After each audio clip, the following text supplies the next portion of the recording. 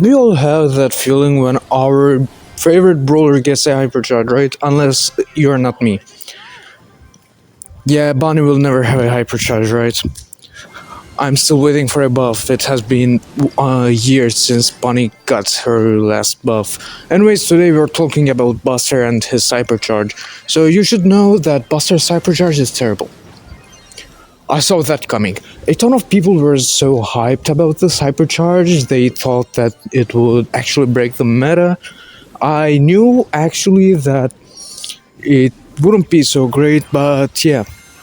The last time I said my personal opinion that was pretty controversial was when Maisie got the main attack damage buff that her main attack dealt 3000 damage. Everyone was there thinking that she was S tier, while I was there saying that she was B tier, and let's say that comments were not that happy about it. You should know that with Maisie, for example, it's very easy to miss your shots. With Buster, this is not a problem since you can pretty much auto-aim, unless we are not talking about the super. And with the hypercharge, now you can also auto-aim the super. What is the problem is that people are waiting for the hypercharge to simply cool down. This was pretty obvious. We all know that it would have gone like this. Nobody's dumb enough to attack a Buster's shield. Unless you're not at 500 trophies. Then yes, you're that dumb to attack that shield. Anyways, if you're talking about a 360 shield, usually what you think is that you can finally defend your back, but believe me or not, a good Buster player knows how to defend his back while defending also the front of him with a shield. A good Buster main knows how much damage they will take whenever they use the super. You should know that there's the star power that reduces your damage. I'm pretty sure all of you know this, or else you actually wouldn't agree with me. And if you're disagreeing with me saying that this 360 shield is good, go play with your Edgar, please. Hello, this is Quirk editing the video, so in case of toxicity, I'm very sorry, but yeah, this week was a horrible week for me, between school and other stuff. I'm turning 18, people, and yeah, this week was horrible, so sorry for the toxicity, but I had to let it out somehow. Anyways, yeah, I don't like being toxic, but this is the truth, and anyone that I heard still continues to say that this hypercharge is great is Edgar mains. I don't know, maybe there are some good players among you. Anyways, I was saying that a good Buster player knows how to defend his back while defending his front with only no hypercharge super. It already happened to me.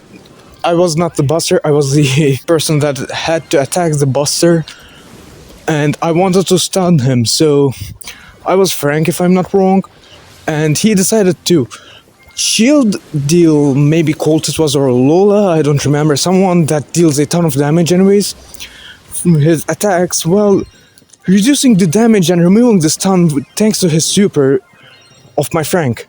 Normally some people wouldn't do this. Some people would try to, block the Frank attack, maybe try to attack Lola then, but this would actually help Lola to charge her super.